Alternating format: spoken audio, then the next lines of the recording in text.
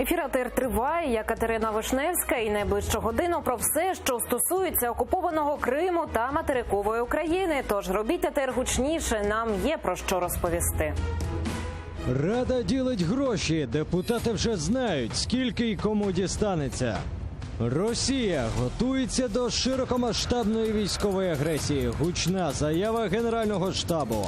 Рада повертатиме Кубань в культурне і соціальне поле України. Створено міжфракційне об'єднання. Вітаю всіх, хто долучився до прямого ефіру телеканалу АТР. Катерина Вишневська разом із вами до 21-ї години задля обговорення найактуальніших тем. Я вітаю нашого гостя. Ахтем Чийгоз, народний депутат України від фракції «Європейська солідарність». Добрий вечір. Селям алейкум. Алейкум селям. Верховна Рада сьогодні проголосувала за проект бюджету на 2020 рік у першому читанні. Пропоную подивитися основні статті видатків на ключові сфери, передбачені у проекті бюджету. Видатки на національну безпеку і оборону в проєкті бюджету складають близько 246 мільярдів гривень. Видатки на розвиток дорожньої інфраструктури – майже 74,5 мільярдів гривень. Державний дорожній фонд – близько 70 мільярдів гривень. Видатки на освіту – понад 136 мільярдів гривень. На охорону здоров'я мають спрямувати 108 мільярдів. На розвиток культури та інформаційну царину спрямують понад 8,5 мільярдів гривень. Ось такі показники маємо, принаймні, на цей момент. Ахтем Ага, як ви голосували за цей проект бюджету? Проти. Я голосував по декільким причинам.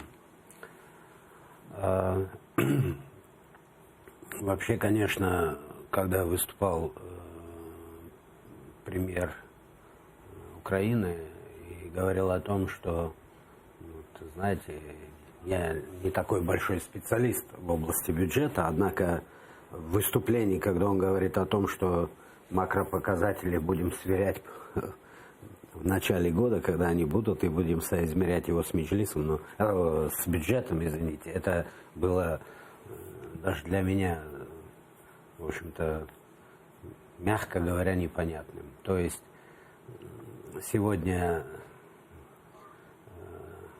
иметь, в общем-то, уже показатели необходимо было, и по ряду статей должно было быть очевидным. Да? Сильно критиковала наша фракция, да и другие фракции, то, что отсутствует в социальной сфере увеличение фінансування, то, що вони обіцяли. 255 за, і, власне, монобільшість, деякі депутати, так мало хто підтримав цей проект бюджету. И, кроме того, с трибуны звучали, в общем-то, напоминания слугам народа, с чем они шли на выборах, и сегодня они пытаются говорить о той реальности, которая существует в стране. Так реальность была гораздо лучше, которую они сегодня представляют, потому что постоянно шел такой прирост, да, и ВВП, и на социальные вытраты шли увеличения в этом плане. А если бы на выборах они вместо популизма говорили бы о реальности, которая у нас в стране, то, естественно, не было бы вот этих вот сманипулированных 73%.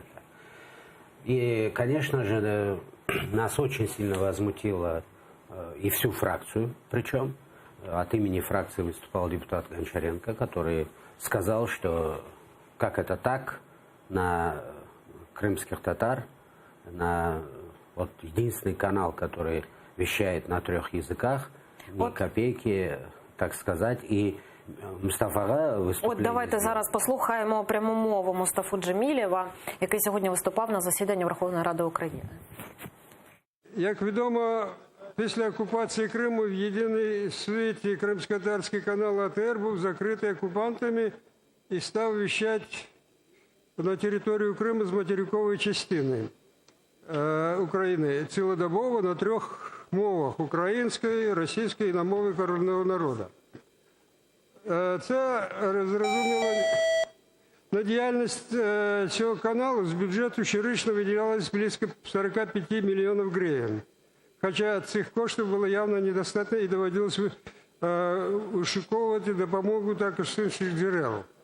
В проєкті бюджету 2020 року на діяльність цього каналу не передбачено жодної копійки, в результаті чого цей канал може бути закритий. Ми до другого читання будемо опрацьовувати всі висновки, що подані народними депутатами і зведені бюджетним комітетом, і будемо пропонувати рішення в межах балансу. Ми поцікавилися у народних депутатів, чому у бюджеті не знайшлося місця для телеканалу АТР, і ось що почули у відповідь. Там немає взагалі таких витрат, тому що це, як казав, в каркасі цього не передбачено. Але в майбутньому між першим та другим читанням я знаю, що є багато депутатів, які підтримують АТР взагалі, а вони можуть внести це як пропозицію і надати уряду завдання знайти під це кошти. Я думаю, що це треба поправити на другому читанні. Це несправедливо, неправильно і треба це поправити. І у цьому проєкті не враховано фінансування єдиного кримськотатарського телеканалу АТР. Як думаєте, чому «Слуги народу» не дали фінансування? Я думаю, що це велика помилка «Слуг народу», яку вони обов'язково мусять виправити до другого читання. Тому що ми розуміємо важливість комунікації, в тому числі з кримськими татарами. І ми розуміємо, що, можливо, не було б таких подій в Криму, якби підтримувалися саме всі можливі методи комунікації з кримчанами, з кримськими татарами, з їхніми друзями, знайомими. Тому дуже важливо, звісно, підтримувати цей телеканал, щоб він був незалежний, щоб він міг вести своє мовлення і щоб таким чином через АТР ми теж могли звертатися до кримчан на окупованій території. Ось такі коментарі. Що ви думаєте про це? Но меня очень встревожила последняя реплика замминистра финансов, где он говорит, что в пределах там обсягов, да, то есть вместо того, чтобы изначально по аналогии там, с бюджетом 2019 года посмотреть все направления финансирования и сделать какие-то для себя, да, там, премьеру для себя сделать определенные обязательные направления, они всю социальную сферу свернули, и какие-то там 45-50 миллионов гривен для, значит, вот как это понимать, вообще даже не вошли они в проект бюджета, да, нужно было для того, чтобы и мы выступали, да, и фракции, и Мустафа, и чтобы потом депутатов опрашивали, напоминать лишний раз, насколько это значимо для Крыма. Вообще-то это значимо для Украины в большей степени, да, потому что освобождение Крыма, оно имеет еще и очень сильный фактор того сопротивления, которое сегодня есть в Крыму.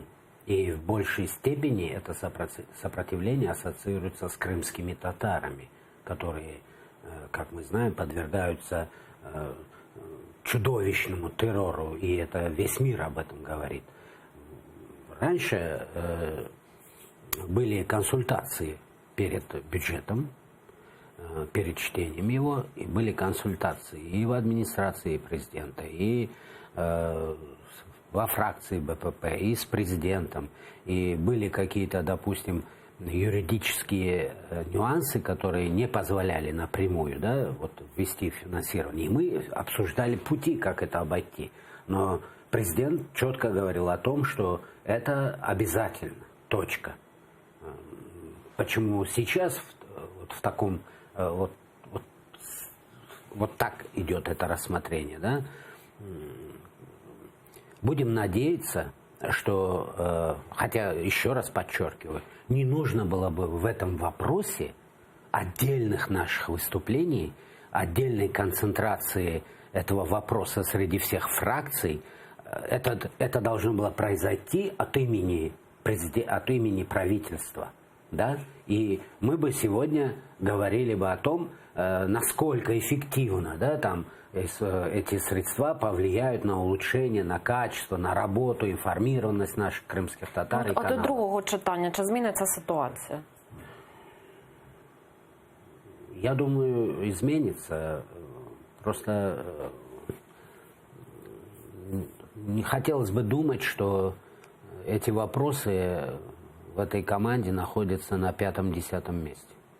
Вот этого не хотелось бы думать. Но по ощущениям это так и складывается. Взагалі про друге читання, якщо говорити бюджету, ви, ваша фракція ще якісь поправки буде готувати? Так, в основном они будут касаться, кстати, это будет касаться оборонные, расходы на оборону и социальную сферу обязательно.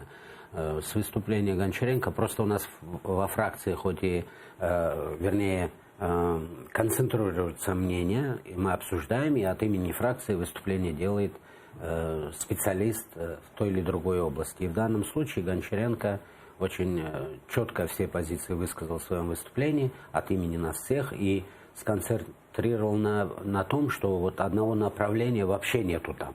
Это поддержка сельхозработников, да, фермеров, там, отдельных крестьянских хозяйств. Вообще выпало это направление. То есть, вот это, конечно, беспокоит. Потому что, еще раз повторяюсь, о том, что реальность в нашей стране вот такая, всем известно. Но ты шел на выборы. Ты занимался популизмом. На этом ты взял хорошие проценты.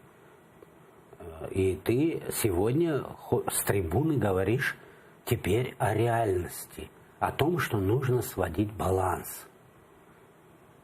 Так, у реальности не лише треба зводити баланс. Кстати, там были такие выступления, когда речь шла о том, что вот те обещания, которые давались по офшорам, по теневым схемам, там, таможне и так далее, вот уже практически там 4 месяца прошло, вообще никаких мер не принимается, и это тоже возмущало ряд фракций. Так, давайте ще до однієї теми, бо Росія готується до повномасштабної агресії. Про це виданню «Український тиждень» повідомив заступник начальника Генштабу Олексій Таран. Давайте послухаємо його цитату. Росія готується до проведення широкомасштабної воєнної агресії. Ці плани цілком очевидні. Збройні сили України відповідно готуються до відсічі збройній агресії по всьому кордону України. Це стосується не лише ліній зіткнення, а й інших районів, починаючи з кордону з Білоруссю і далі поблизу Криму та Бессарабії. От такі заяви на тлі розмов про розведення військ, чи вони не дисонують одна з одною? Мы в последнее время, в общем-то, такую вот разбалансированность в подходах команды президента постоянно слышим.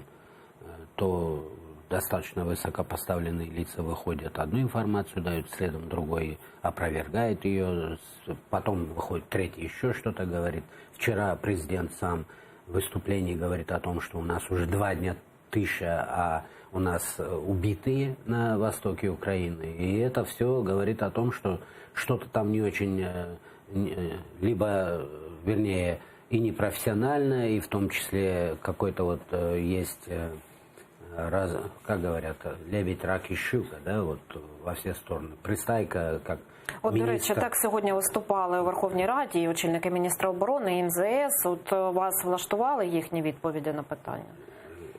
На самом деле все мы пришли к тому, что відповіді ми не почули ні на одно із конкретних запитань. Міністр оборони, той заздалегідь, які питання поступили від фракції, він більш-менш дав відповіді і є розуміння таке. Європейська солідарність, яке питання йому ставили? У нас касалось отведения на линии разграничения. Золотые Петрівські, про це, так? Там, вообще, в общем-то, было удивительно слышать эти обтекаемые вопросы и с уст министра иностранных дел, и там выступали члены правительства. Все было вот так вот обтекаемо. Замминистра, сейчас не пам'ятаю. Потом сам премьер-министр пришел и тоже выступал. И вопросов... Все сошлись во мнении, что ответы были очень обтекаемые. Я еще раз подчеркиваю, министр обороны дал более-менее, більш-менш такі чіткі відповіді. Ну, якщо от про цю заяву Генштабу говорити так, що Росія готується до широкомасштабної війни, фактично стягує зброю, то про що це може говорити? Чи це дійсно привід до занепокоєння, чи можливо це якесь може бути таке бряцання зброєю у контексті всіх цих розмов про формулу Штайнмаєра, про зустріч нормандської четвірки? Ну, сегодня и совместное заявление президента Франции и Германии было достаточно таким завуалированным, что они отмечают успех в продвижении Минских соглашений. О каком успехе они говорят, я не знаю, потому что здесь налицо провал команды Зеленского на международных площадках. Полный провал, потому что сотни тысяч людей по Украине вышли на акции протеста против этой так называемой формулы Штайнмайера-Путина. И мы увидели ряд заявлений после того, как была поставлена подпись под этим самообманом, я бы так назвал, да, под этой формулой украинской стороны, представителей на Минской группе. И как после этого заговорили представители ЛНР, ДНР, і після того обурення громадян, суспільства привело к тому, что здесь команда Зеленского стала давать, в общем-то, принимать уже, озвучивать другие решения, уже больше которые касались факторов безопасности, а не тех самых так называемых выборов, которые шли почему-то на первом этапе первостепенным, да, и отвод войск, но, пожалуйста, либо команда Зеленского вообще не имеет, как главнокомандующий вообще не понимает, что происходит на фронте, потому что выступление столь высокого чиновника штаба вооруженных сил, да, тут говорит о том, что нет либо представления, или пытается президент, как главнокомандующий, просто отодвинуться от этой проблемы, потому что концентрация войск России на этой границе, и в Крыму в том числе, ни на один день не прекращалась. И как только мы дадим повод, мы потеряем незалежность, потому что поводом может послужить вот это вот уступки ради того, чтобы в принципе состоялся нормандский формат. Я этого вообще не понимаю. Зачем такое большое стремление попасть на этот нормандский формат? Несколько переговоров по телефону с Путиным показали результат. Мы отдали террориста Цемаха, вслед Нидерланды приняли решение расследовать роль Украины в сбитии самолета. Да? И все попытки до этого объяснить это, что ничего страшного, главное, мы там наших ребят забрали, что даже такой ценой, да, что все следствия уже по Цемаху были проведены, и в том числе голландскими следователями, оказалось ложью, потому что сегодня мы видим факт того, что Нидерланды высказали недовольство по отношению к нам. Так. Поэтому це ми вже так з вами прийшли дуже далеко. Я это говорю к тому, что сегодня появиться на нормандском формате, а потом до этого иметь полный провал на встрече с Трампом, иметь скандал, который имеет очень серьезные последствия для Украины, как бы не хотели они это завуалировать, но скандал, он не останавливается. Так, добре. Поэтому такие встречи нужно проводить, так, имея очень серьезные аргументы, имея очень серьезную поддержку здесь, в первую очередь, в суспільстве Украины и среди политического суспільства, иметь поддержку в Верховной Раде, а потом ты туда приезжаешь и чувствуешь себя уверенным. И скорее всего, тебя как лидера страны, если ты таковым являешься, тебя сами позовут и будут предлагать варианты, которые не будут ущемлять интересы Украины. От з приводу ще однієї події цікаво дізнатися вашу думку. От ваш колега Олексій Гончаренко написав у Фейсбуці, що працівники Кримського управління Мінтоту отримали повідомлення про звільнення і самі про це пишуть у Фейсбуці. Чи вам щось про це відомо і що це власне може означати? Немножко я слышала об этом, потому что заместитель министра Минтота Юсуф Курчи уходит уволенный уже на моей памяти, в общем-то, месяц, наверное. И о том, что все отделы расформировывают, такая информация поступала. Видимо, сегодня это уже выразилось в официальной форме. От і ще до однієї теми. Обмаль часу у нас, на жаль, у Верховній Раді створили міжфракційне об'єднання «Кубань», очолив об'єднання народний депутат від «Європейської солідарності» Олексій Гончаренко. Давайте подивимося, як це було. Оголошення. Відповідно до статті 60 прим. Регламенту Верховної Ради відбулося створення в Верховній Раді 9-го скликання міжфракційного депутатського об'єднання «Кубань». Головою цього об'єднання обрано народного депутата України Гончаренка Олексія Олексійовича. Наше завдання – розробка політики щодо повернення в культурне і соціальне поле українських етнічних територій і етнічних українців. У першу чергу займемося Кубанню, але й інші регіони, в яких проживають компактно українці, теж знаходитимуться під нашою пильною увагою. Так, ви увійшли до цього міжфракційного об'єднання. А як же ж?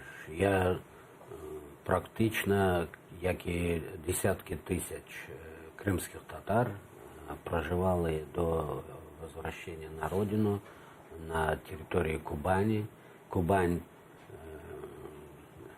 сотні років був в составі Кримського ханства, потім він був українською територією, і з тих років, століть, там заселялися українці, які потім таке самоназвання кубанські кубанці. Да? І я дуже добре знаю и общался, и жил среди них. Они, многие из них до сих пор придерживаются украинских традиций. Они разговаривают суржиком, українською мовою. Вони до окупації России, Крыма, в Крым приезжали и считали это территорией Украины, и приезжали как в Украину. Зараз дуже добра ідея, і я її цілком підтримую. Але так, натомість, ми маємо на сьогодні ж, знову ж таки, окупований Крим і райони Донецької, Луганської області теж під окупацією. От зараз, Кубань трохи якось не на часі. Як ми її будемо повертати? Чому? От як ми будемо її повертати? Поддерживать связи с украинцами этническими у нас очень хорошо получается, потому что Украина, ее очень такая сильная повага в мире. И я вот был в диаспорах Канады, да, очень влиятельная диаспора, например, в Португалии, например, в Польше, по всему свету, да. Так чому нам не підтримувати такі зв'язки з нашою діаспорою на Кубані, потім в Ростові, потім у нас ми знаємо, що в Сибірі, пусть як колись кримські татари депортовані були, так і українці були депортовані в Сибір, і там вони теж українською мову сохранили, традиции, культуру. Мы должны, как государство, очень активно участвовать в поддержке таких связей. И как в Канаде, наприклад, так и в России украинская наша спільнота должна дуже активно влиять на російську власть. І в этом зараз громадське об'єднання і депутатське об'єднання буде максимально працювати. Так, бажаю вам успіху у цій Кубань справі. наш, Ростов наш, а Крим це і так наш. І далі будемо працювати. Дякую. Ахтем Чийгоз, народний депутат від фракції «Європейська солідарність», був гостем нашої студії. Далі ефір АТР продовжить випуск новин «Заман». Я повернуся до цієї студії за 20 хвилин. Залишайтеся з АТР і дякую, що довіряєте.